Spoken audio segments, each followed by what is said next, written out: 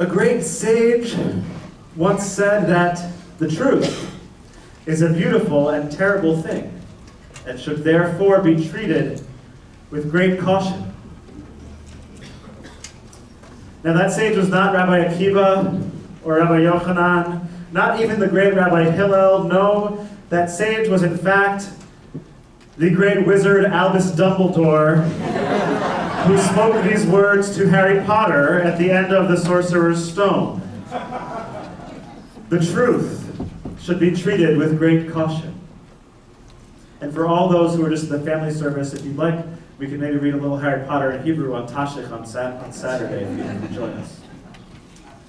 And now, while we may not be wizards, and sadly we do not have magic wands to make our world better on this 5,780th birthday of hers, I think these words do offer us a warning as we begin this new year. Because the truth is indeed a beautiful thing, perhaps even something divine. And yet truth is under attack. And so we must take caution. It comes as no surprise to you, I'm sure, that we live in a time where fake news and fake science parade around in masks of truth. We live in a time where people can distort photos and videos to mislead us more easily than ever. Bad actors can even create the appearance of events that did not happen. Faith and opinion get mistaken for fact. Manipulative forces plant uncertainty and doubt in our minds. And in turn, this doubt, this inability for us to conduct rational, fact-based discourse in this society threatens our ability to address the very real problems facing our world. But this morning, as we celebrate the creation of the world, the shofar calls out to us. Take caution. Seek out truth. It cries out with a warning that now is the time to fight for facts and to restore rational discourse as a non-partisan principle in our society. One nonpartisan institute, the Rand Corporation, has been studying this deterioration of truth and facts. In fact, they call it truth decay.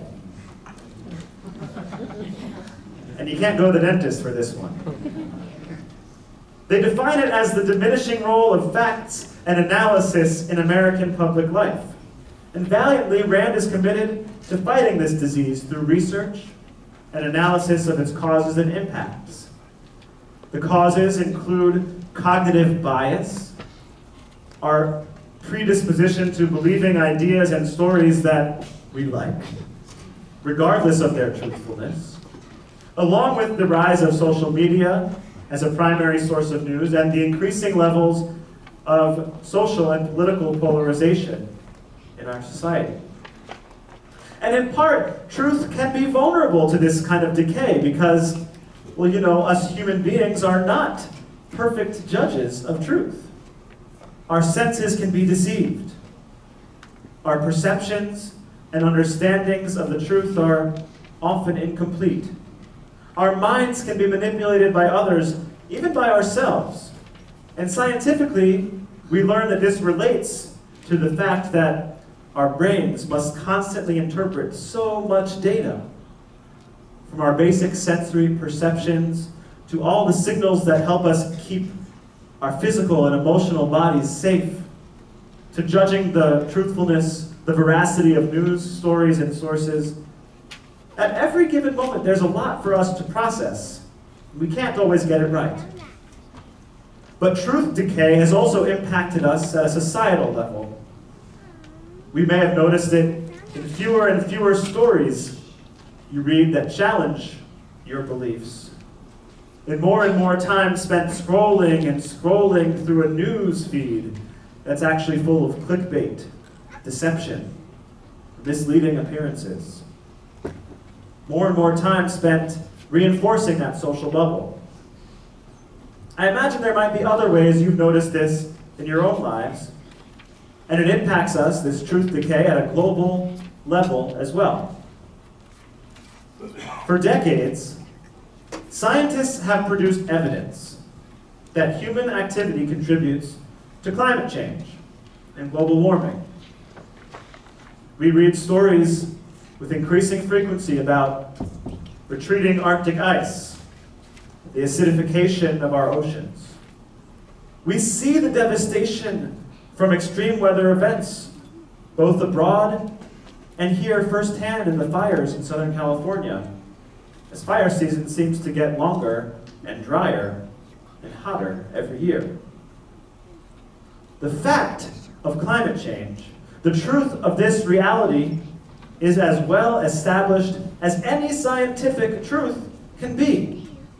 NASA puts it this way: the current warming trend is extremely likely, greater than 95% probability, to be the result of human activity since the mid-20th century, and is proceeding at a rate unprecedented over millennia. Satellites that orbit the Earth have enabled scientists to collect many different types of information, and this body of data reveals the signals of a changing climate. My friends, these are not uncertain terms. The data is robust, and it's clear. While this truth may be inconvenient, as Vice President Al Gore warned us 20 years ago, it remains a truth.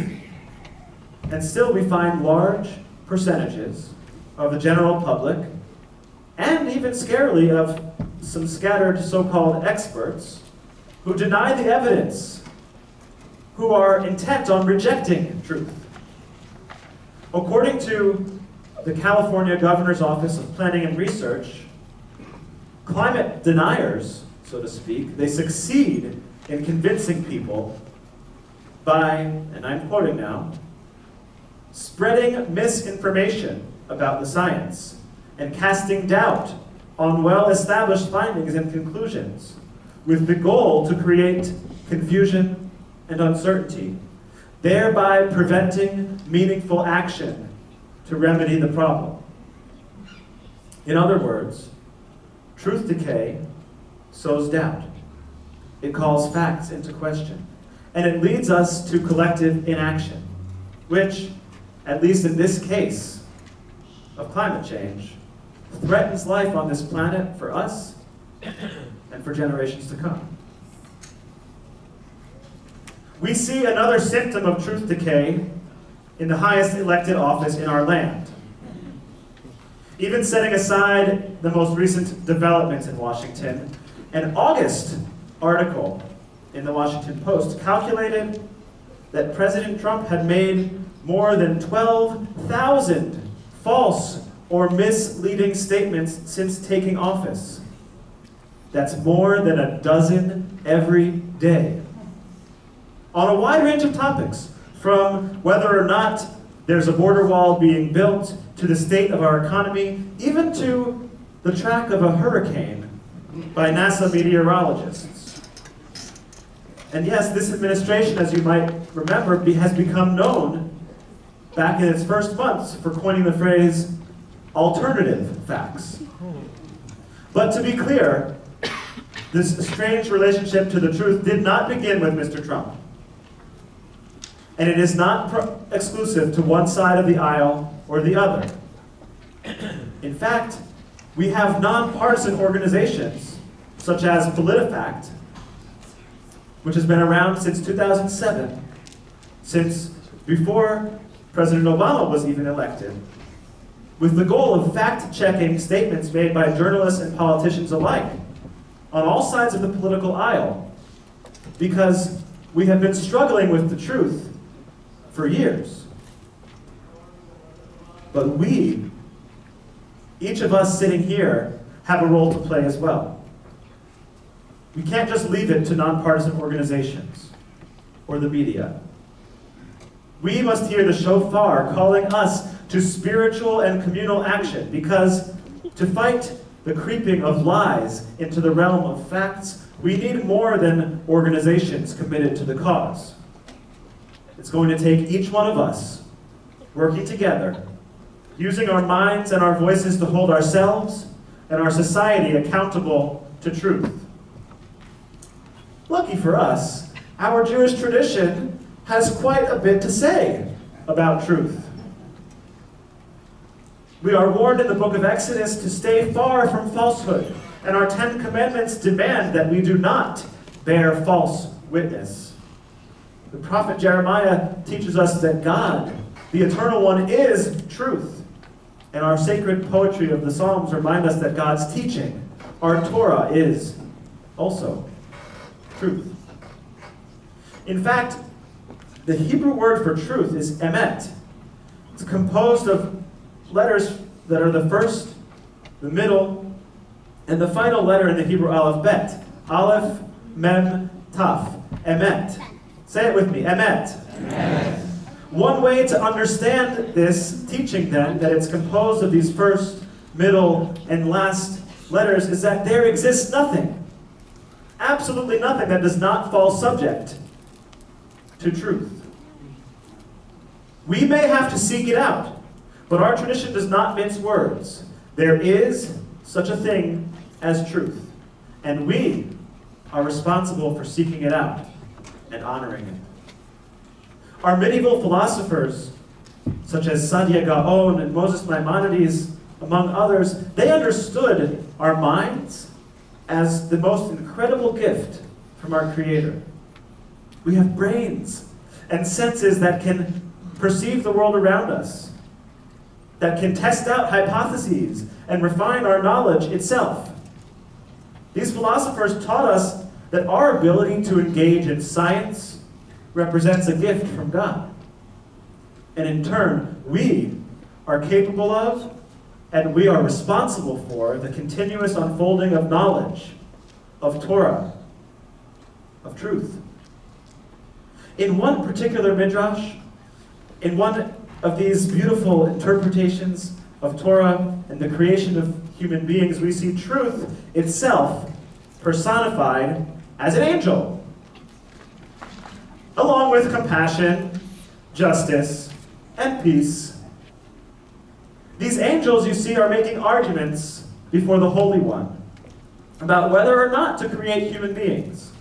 When compassion says, "Create them, for they will do acts of loving kindness."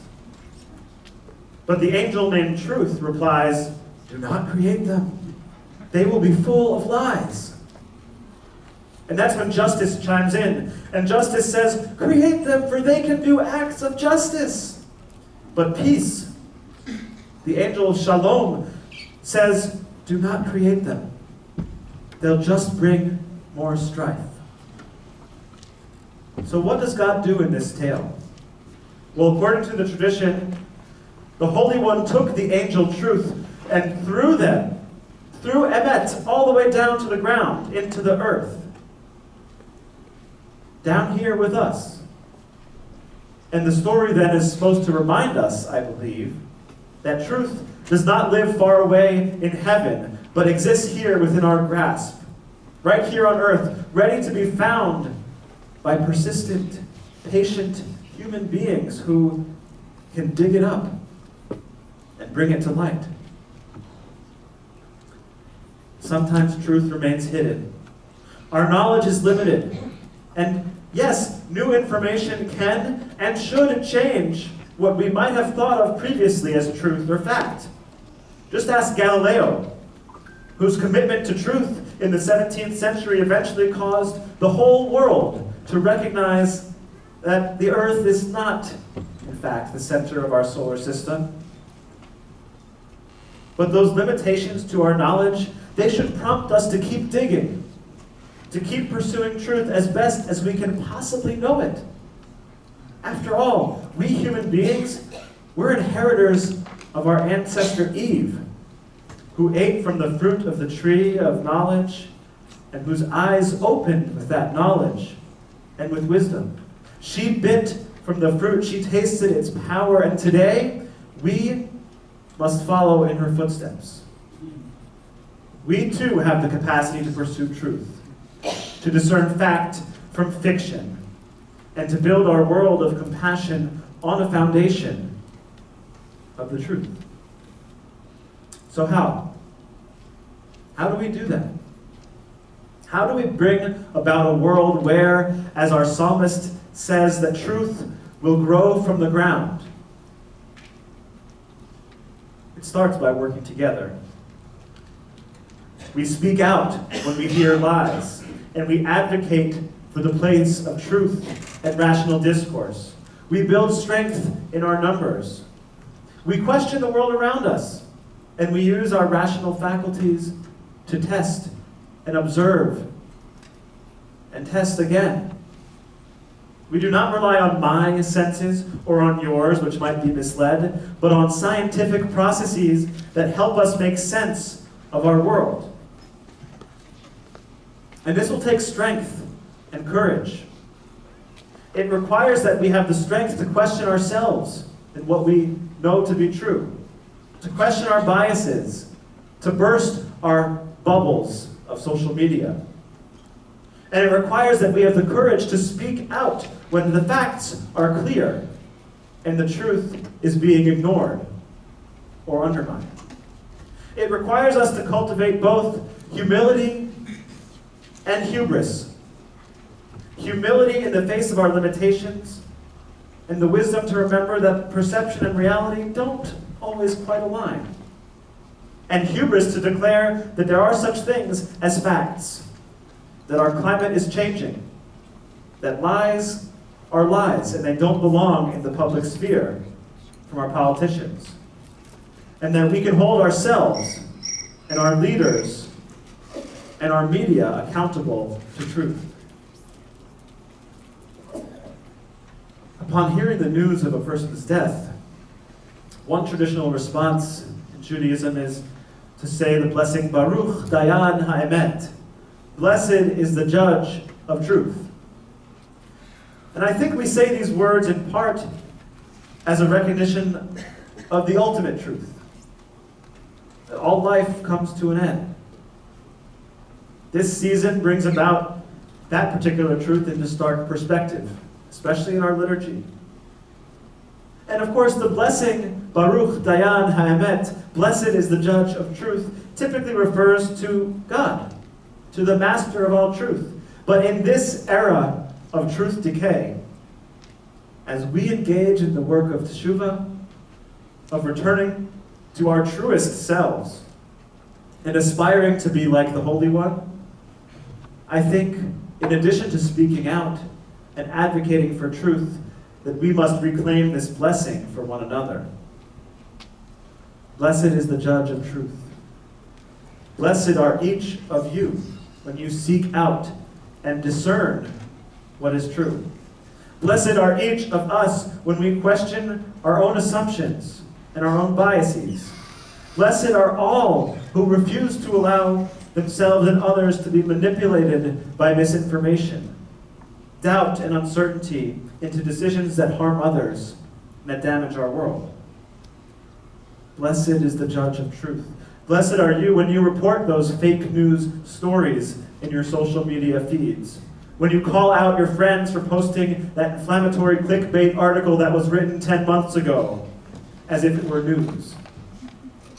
Blessed are we all when we raise our voice like the shofar and call out and hold our society accountable, our politicians, our journalists, on every side of the aisle, demanding that the words they speak are words of truth. Chazak ve'amatz. May we have the strength and the courage to do this in the new year. May the words we speak in this year create a world of truth. May we celebrate all who have that courage and strength to seek it out. May we too have that strength and courage as we fight truth decay together. And may we find ways to restore the path of truth in our lives, our society, and in our world. Shana Tova.